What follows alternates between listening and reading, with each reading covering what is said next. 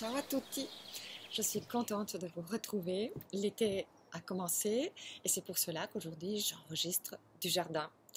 C'est la dernière vidéo avant les grandes vacances et c'est pour cela que j'ai encore une fois puisé dans la Renaissance et l'histoire de la Renaissance et en particulier sur les voyages. Mais en réalité, cette fois-ci, le protagoniste de notre vidéo n'est pas une vraie personne, mais la carte géographique. Je vous inviterai au cours de cette vidéo à réaliser une carte géographique un peu spéciale. Mais avant de faire ça, je veux quand même vous raconter de petites anecdotes, de petites histoires de deux importantes cartes qui ont marqué l'époque de la Renaissance. Alberto Contino est envoyé au Portugal par le duc de Ferrare, Hercule d'Este, qui était par ailleurs le père de Isabella d'Este. Celui-ci voulait absolument avoir des informations sur les nouvelles configurations géographiques qui avaient été découvertes par les Portugais, qui, nous savons, étaient à l'époque les plus grands explorateurs vivants.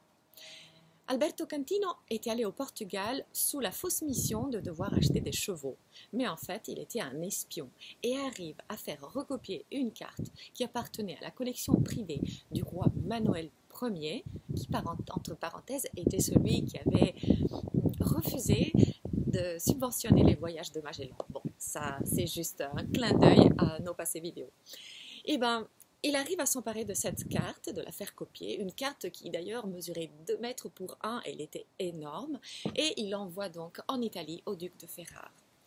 Cette carte a ensuite une vie assez marrante, parce que après avoir été gardée à Modène pour plusieurs années, c'est le pape Clément VII qui s'en approprie et qui la garde dans un de ses palais, qui est à un moment donné pillé et la carte disparaît. On ne sait plus ce qui se passe de cette carte. Jusqu'au jour où, au XIXe siècle, on la redécouvre dans une épicerie. Elle était accrochée à un mur. C'est une histoire assez marrante. Bref, dans cette carte, on apprend beaucoup de choses et surtout la nouvelle configuration de l'Amérique du Sud. Toutefois, la carte devient obsolète, vieille, assez tôt, parce que les explorations étaient nombreuses et on apprend des choses de plus en plus et de plus en plus vite. À l'époque, on devait absolument essayer de comprendre comment se repérer sur une carte. À partir de là, on a ensuite décidé de délimiter les repères avec des longitudes et des latitudes. C'est donc des lignes verticales et horizontales qui permettent de positionner les lieux sur une carte géographique, un peu comme quand on joue à la bataille navale. Parfois, dans les dessins de ces cartes, il y avait des choses un peu inventées qui se basaient sur des histoires, sur les histoires que les marins se racontaient entre eux. Et il y a des petits détails parfois qui sont vraiment très marrants, comme des monstres marins ou des choses que nous savons bien sûr maintenant qu'elles n'existent pas.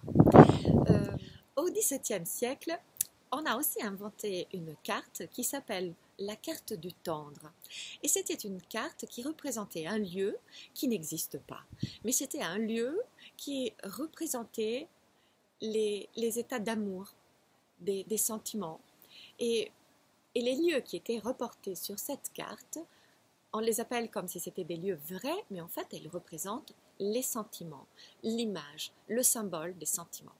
C'est en m'inspirant à l'imaginaire des réelles cartes géographiques et cette idée de la carte du tendre que je voudrais que nous dessinions aujourd'hui notre carte géographique qui sera un peu notre carte du tendre. Nous allons pouvoir dessiner une carte qui représente des lieux inventés tels qu'on veut. Moi, je ferai ma carte des sentiments, mais vous pouvez faire ce que vous voulez. La carte des rêves, la carte des folies, la carte de l'amitié, la carte des lieux inventés. C'est à vous d'inventer votre imaginaire personnel. Nous allons donc commencer. J'ai choisi une feuille qui est un peu couleur crème, ça fait plus penser à l'Antiquité. Et j'ai besoin d'une assistante qui va m'aider pour faire le contour de mon bras. Car j'ai décidé d'utiliser mon bras pour faire un lieu géographique qui est lié à mon corps. Mais vous pouvez choisir ce que vous voulez. Un pied, les fesses, les épaules, le contour de la tête, comme vous voulez. C'est parti! je décide de donner une forme aussi à la main.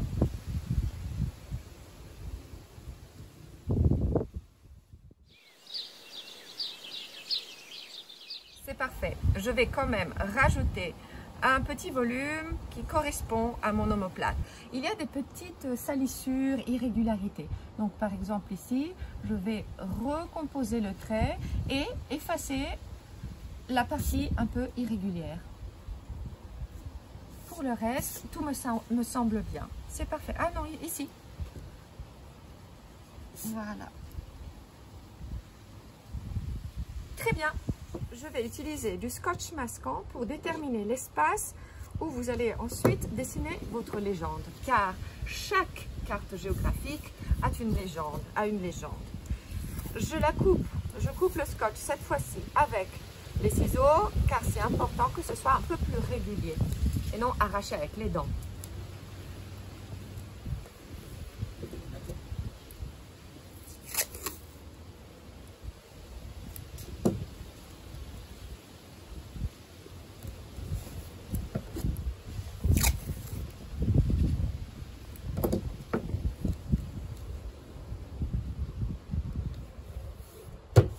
C'est bon. Nous allons utiliser un pinceau plat et ensuite un pinceau plus fin, pointe ronde de finition.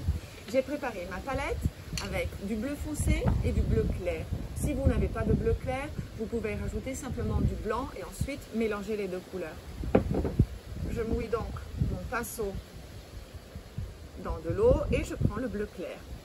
Je le mouille, ça doit être assez dilué. Et je vais donc mettre le bleu clair partout sur la feuille.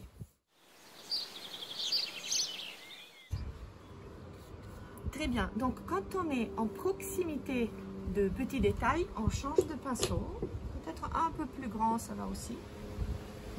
Et je vais donc aller dans ce petit endroit qui est un peu plus serré et le pinceau plat n'y rentre pas aisément. Et j'en profite aussi pour vous montrer comment on va foncer un petit peu les bords, mais légèrement. Je prends un petit peu du bleu foncé, je le dilue. Et je vais tout le long. Ensuite, je prends l'autre pinceau pointe ronde et je le dilue. Comme ça fait un petit dégradé qui fait mieux penser à la mer.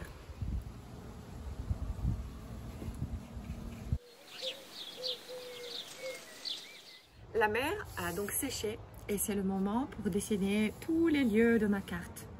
En première instance, je vais quand même faire un petit lac. Donc je vais utiliser la même eau et le lac avec une petite rivière, je la fais là. Je fonce un petit peu la couleur.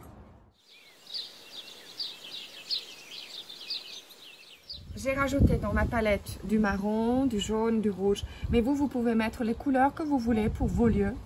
Vous pouvez inventer ça aussi. Donc, j'ai rincé mon pinceau et je vais prendre du marron pour créer un volcan.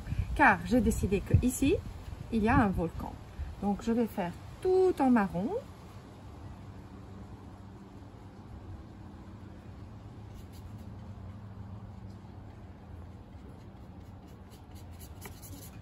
Et je vais le rendre un peu plus clair en mettant seulement de l'eau. Par contre, pour faire le cratère, je vais prendre du marron avec du bleu. Car le bleu et le marron, ça fait un espèce de noir, ça fonce. Et donc là, je vais faire le cratère. Je reprends le marron et je fonce ici. Et encore du bleu pour foncer davantage.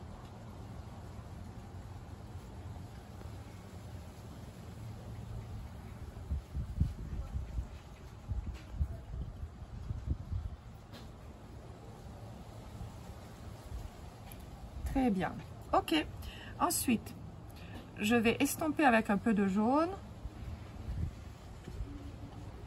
Et comme ça, ça va me permettre de changer un petit peu l'aspect du paysage.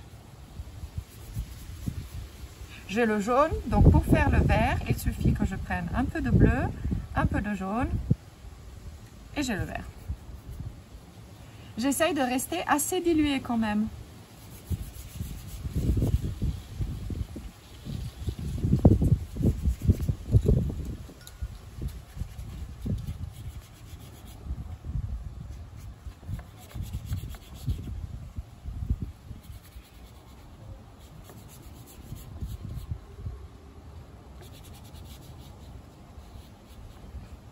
Je reprends du marron car ici j'ai décidé qu'il va y avoir une chaîne de montagnes. Je prends du jaune, juste pour salir un petit peu, pour ne pas laisser seulement la couleur du carton. Et ici je vais faire un petit pic.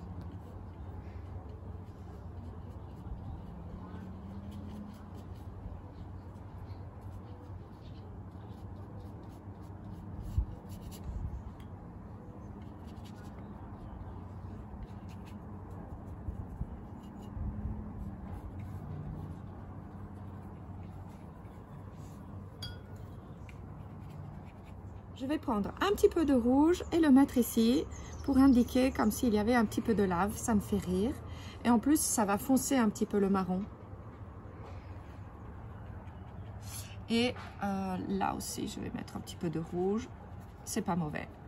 Par ailleurs, puisque c'est un volcan, ça m'amuse, je vais quand même prendre ce pinceau, je le salis un petit peu de rouge. Pas encore suffisamment mouillé, et je lui donne quelques éclaboussures.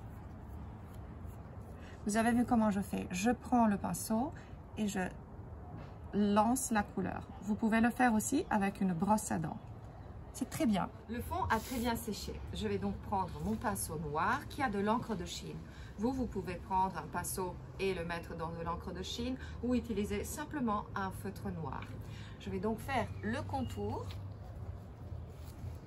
de mon île tout le long, tout le long, tout le long.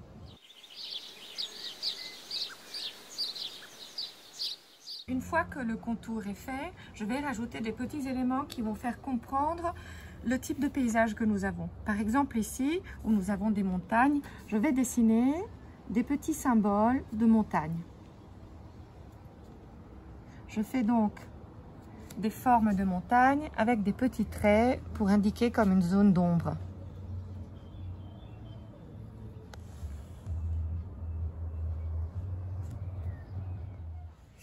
Très bien, j'ai terminé tous les détails de la carte et j'ai écrit tous les lieux de ma carte, des sentiments, de l'amour un peu.